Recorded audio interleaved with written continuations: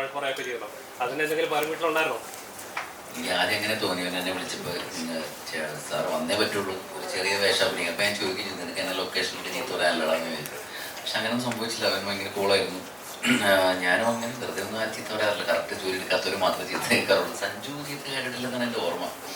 ഇല്ല, സഞ്ജുവും അങ്ങനെ നല്ല കാര്യങ്ങൾ കൃത്യമായിട്ട് സമയത്ത് എല്ലാം തുടങ്ങും. ഷോർട്ട് ഡിവിഷൻ ആയാലും അവന് കൃത്യമായിട്ട് എല്ലാത്തിനും കുറച്ച് പ്ലാൻ ഉണ്ടായിരുന്നു. എനിക്ക് വേണം വേണ്ടിയിട്ട് ക്ലൈമാക്സ് ചെയ്യുന്ന സമയത്ത് ഒത്തിരി ആൾക്കാരുണ്ട്. ഒന്നും പക്ഷെ വളരെ കൈയടക്കത്തോടെ തന്നെ സഞ്ജു എല്ലാം ചെയ്യുന്നുണ്ടായിരുന്നു. അപ്പോൾ എനിക്കങ്ങനെ പ്രത്യേകിച്ച് അങ്ങനെ തോന്നിയില്ല. പക്ഷെ ഞാൻ ആ സമയത്ത് എൻ്റെ പടത്തിൻ്റെ ഷൂട്ടിലായിരുന്നുകൊണ്ട് എനിക്ക് എൻ്റെ സീൻ മാത്രമേ ഈ സിനിമയെ കുറിച്ച് ഞാൻ ചോദിച്ചില്ല എന്താ സംഭവിക്കുന്നത്. ഞാനവിടെ വരിക, അഭിനയിക്കാപ്പോൾ തന്നെ വണ്ടി കയറി പോയാൽ എൻ്റെ പടത്തിൻ്റെ ഷൂട്ടിങ് അങ്ങനെ പോയിക്കൊണ്ടിരിക്കുമായിരുന്നു. പക്ഷേ എനിക്ക് തോന്നുന്നു അവിടെ ഞാൻ സംസാരിച്ചപ്പോൾ മാത്യു ഉണ്ടായിരുന്നു, ഗുരു സോമസുന്ദരുണ്ടായിരുന്നു അന്ന് ലൊക്കേഷനിൽ. അപ്പോൾ അവരൊക്കെ പറഞ്ഞ് ഭയങ്കര നല്ല രീതിയിൽ വന്നിട്ടുണ്ട്. പിന്നെ ഈ പറഞ്ഞ പോലെ ബാഡ്മിൻ്റൺ കളിക്കുന്നുണ്ടായിരുന്നു. ഞാനും ഒരു കോച്ചായിട്ടാണ് അഭിനയിക്കുന്നത്. പക്ഷേ എനിക്കറിയില്ല എങ്ങനെ കളിക്കേണ്ടത്.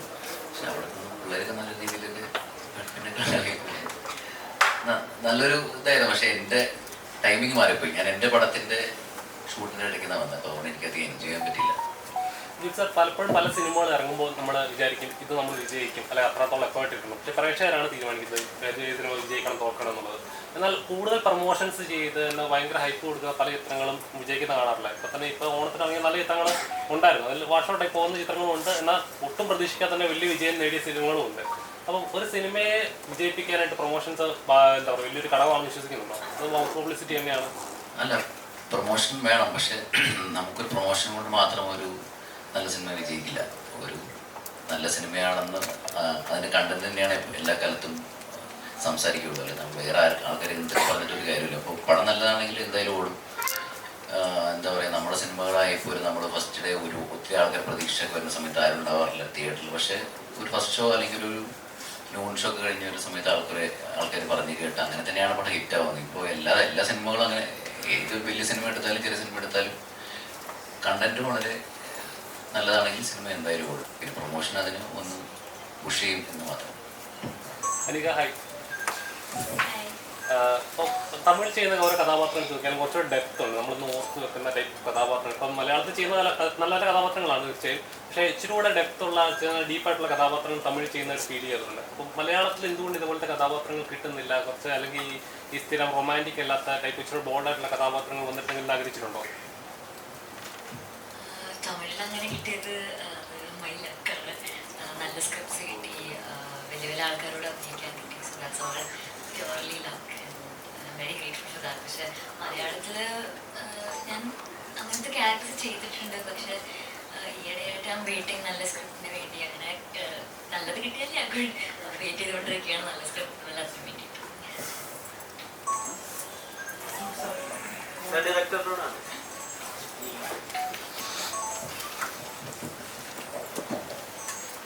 സ്പോർട്സ് ഇൻവോൾവ് ആയിട്ടുള്ളൊരു സ്ക്രിപ്റ്റ് ചെയ്യാൻ നേരത്ത് നമുക്ക് വളരെ ഇൻസ്പയറിംഗ് ആയിട്ട് തോന്നിയിട്ടുള്ള സ്പോർട്സ് ഡ്രാമകൾ, ആളുകളുടെ സ്പോർട്സ് ജീവിതങ്ങൾ ഉണ്ടാവില്ല. അപ്പോൾ ഉദാഹരണത്തിന് പി വി സിന്ധു ഒക്കെ അറൗണ്ട് 56 കിലോമീറ്റർ ട്രാവൽ ചെയ്തിട്ടാണ് അവർ ഓരോ വട്ടവും ബാഡ്മിൻ്റൺ കോർട്ടിലേക്ക് പോയിരുന്നത് പ്രാക്ടീസ് ചെയ്യാൻ വേണ്ടി. അപ്പോൾ ഫാമിലി അത്ര ഇൻവോൾവ് ആയിരുന്നു. അപ്പം അങ്ങനെയുള്ള അങ്ങനത്തെ എന്തെങ്കിലും റിയൽ ലൈഫ് ഇൻസ്റ്റൻസുകൾ എടുത്തിട്ട് അങ്ങനെ ലെജൻസിൻ്റെ എന്തെങ്കിലും എടുത്തിട്ട് കപ്പൽ അങ്ങനെ യൂസ് ചെയ്തിട്ടുണ്ട്? മാത്യുവിൻ്റെ കഥാപാത്രത്തിന് വേണ്ടിയിട്ട് യൂസ് ചെയ്തിട്ടില്ല. അത് ഇപ്പം ഇതിൻ്റെ writers Denson ഡ്യൂറോം and Akhilesh Latharaj. അപ്പോൾ അവർ എല്ലാവരും ഷട്ടിൽ കളിക്കുന്ന ആൾക്കാർ, ബാഡ്മിൻ്റൺ കളിക്കുന്ന ആൾക്കാർ. അപ്പോൾ ഈ പറയുന്ന മെയിൻ പ്ലെയേഴ്സ് അല്ലാത്ത നമ്മളെപ്പോലുള്ള സാധാരണ കളിക്കുന്ന ആളുകളുടെ ഇൻസിഡൻസ് നമ്മൾ മാത്യുവിൻ്റെ കഥാപാത്രത്തിന് വേണ്ടിയിട്ട് എടുത്തിട്ടുണ്ടായിരുന്നു.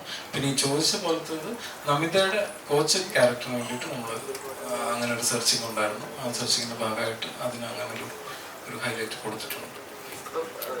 ഇന്ത്യയിൽ ഇറങ്ങുന്ന സ്പോർട്സ് ഡ്രാമകളിലൊക്കെ തലയ്ക്ക് തമിഴിൽ നിന്ന് വരുന്ന ഇത് സ്പോർട്സ് ഡ്രാമ എന്ന് കാറ്റഗറൈസ് ചെയ്യല്ല. എന്നാൽ പോലും സ്പോർട്സ് ഇൻവോൾവ് ആയിട്ടുള്ള സിനിമ ഇപ്പോൾ ലബർ പന്ത് എന്ന് പറയുന്ന സിനിമ വലിയ രീതിയിൽ റിസീവ് ചെയ്തിരിക്കുന്നു. ആ സിനിമ മൊത്തമായി സ്പോർട്സ് ഡ്രാമ അല്ലെങ്കിൽ സ്പോർട്സ് ഇൻവോൾവ് ആണ്, അല്ലെങ്കിൽ സാർപ്പട്ട് പറമ്പിലെ സ്പോർട്സ് ഇൻവോൾവ് ആണ്. ഈ സിനിമകൾക്കൊക്കെ തന്നെയും അവർ പറഞ്ഞിരിക്കുന്ന അവിടുത്തെ ഒരു രാഷ്ട്രീയം ഉണ്ടാവും, അവിടുത്തെ ഒരു പൊളിറ്റിക്സ് ഉണ്ടാവും. അല്ലെങ്കിൽ ഈ പറഞ്ഞ പോലെ അൾട്ടിമേറ്റ്ലി സ്പോർട്സിൽ വിൻ ചെയ്യണമെങ്കിൽ ടാലന്റ് തന്നെയാണ് മാറ്റർ ചെയ്യുന്നതെന്ന് പറയുന്ന ഒരു രാഷ്ട്രീയം ഉണ്ടാവും. കപ്പിൽ അങ്ങനെ എന്തെങ്കിലും പറയുന്നുണ്ടോ? ഫാമിലിയുടെ പൊളിറ്റിക്സ് പറയുന്നുണ്ട് എന്ന് പറയാം. അല്ലെങ്കിൽ ചോദിച്ച പോലെ ഇല്ല, ഞാൻ അതിനോട് ഇതായിട്ട് പറഞ്ഞെന്നുള്ളൂ. എനിക്കത് ഒരു ഫാമിലിയുടെ ഇമ്പോർട്ടൻ്റ് അല്ലെങ്കിൽ ഒരു നാട് തന്നെ ഒരാളുടെ കളിക്ക് വേണ്ടിയിട്ട് നിൽക്കുന്നു എന്ന് പറയുന്ന അത് ഒരു പൊളിറ്റിക്സ് ആണല്ലോ. അപ്പോൾ ആ തരത്തിലാണ് ഇതിനെ ട്രീറ്റ് ചെയ്തേക്കുന്നത്.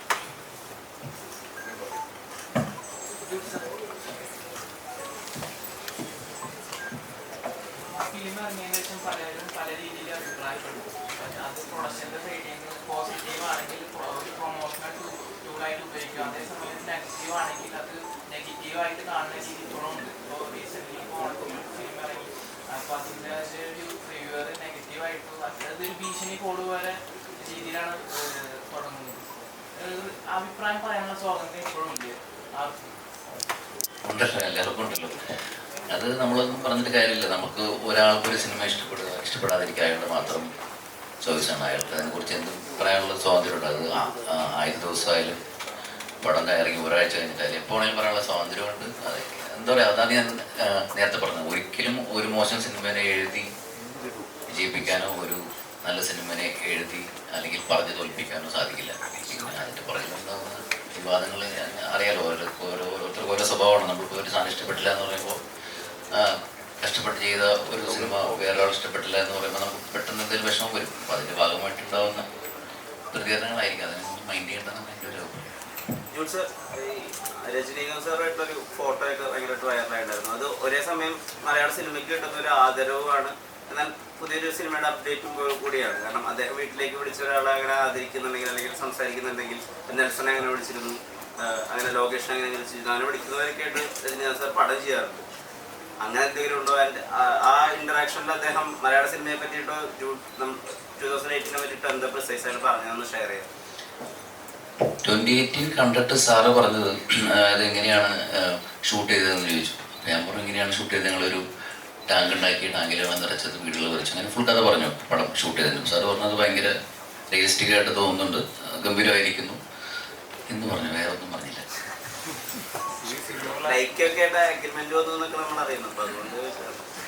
ഞാൻ എൻ്റെ സിനിമ അടുത്ത സംവിധാനം ചെയ്യുന്ന സിനിമയുടെ ഒരു കൃത്യമായിട്ട് ഇതുപോലെ സഞ്ജയ് ചെയ്യുന്ന പോലെ സഞ്ജു വളരെ മാന്യമായിട്ട് എല്ലാ കാര്യങ്ങളും പറയുന്നതെന്ന് പറഞ്ഞാൽ ഞാൻ അതിനു വേണ്ടി മാത്രം ഒരു പ്രസ് മീറ്റ് ചെയ്യുന്നത്. എന്താ പറയുക, അതിനെക്കുറിച്ച് കൂടുതൽ പറഞ്ഞുകൊണ്ട് കുറേ ഇങ്ങനെ പറയേണ്ടി വരും. അതുകൊണ്ട് സോറി. നമിത, മലയാളത്തിൽ ഇപ്പോൾ ചെയ്യുന്ന പടങ്ങൾ നോക്കുകയാണെങ്കിൽ വളരെ കുറവാണ്. ഇപ്പോൾ ഇച്ചിരി സെലക്ട് ചെയ്യുക ബിസിനസ് കൊണ്ട് തിരക്കുള്ളതായതാണോ കുറച്ച് സെലക്ട് ചെയ്യുക എന്ന രീതിയാണോ? അല്ല, എനിക്ക് തോന്നുന്നു ഞാൻ പണ്ടും ഒരു വർഷം ഒരു 2 പടം 3 പടമൊക്കെ ചെയ്തിട്ടുള്ളൂ. പിന്നെ ആ സമയത്ത് സ്കൂളിൽ അങ്ങനെ ഓരോ സമയത്തും എനിക്ക് തോന്നുന്നു ഇത്രയും കാലത്തിൽ ഞാൻ ഈ കഴിഞ്ഞ വർഷമാണ് ഏറ്റവും കൂടുതൽ സിനിമ ചെയ്തിട്ടുള്ളത്. അത് ഓരോന്നായിട്ട് റിലീസ് ആവുകയാണ്. നെക്സ്റ്റ് മന്ത് റിലീസ് ഉണ്ട്. പിന്നെ നല്ല സ്ക്രിപ്റ്റുകൾ വരുമ്പോൾ ചെയ്യാം, അങ്ങനത്തെ ഒരു കോൺസെപ്റ്റേ ഉള്ളൂ. ഞാൻ ഭയങ്കര അഗ്രസീവായിട്ട് എനിക്ക് സിനിമയില്ല അങ്ങനെ ആലോചിക്കുന്ന ഒരാളൊന്നുമില്ല. ഓഫ്കോഴ്സ് ബിസിനസ് ഉണ്ട്, അത് നോക്കുന്നുണ്ട്. സിനിമ വരുമ്പോൾ അത് സ്ക്രിപ്റ്റ് വായിച്ച് ഇഷ്ടമുള്ള സിനിമകൾ സമയം എടുത്ത് ചെയ്യുന്നുണ്ട്. സിനിമ ഞാൻ എപ്പോഴും പറയുന്ന കാര്യമാണ്, for me it's an art. അതൊരു കലയാണ്. അത് മാക്സിമം നല്ലോണം ചെയ്യാൻ നോക്കുന്നുണ്ട്.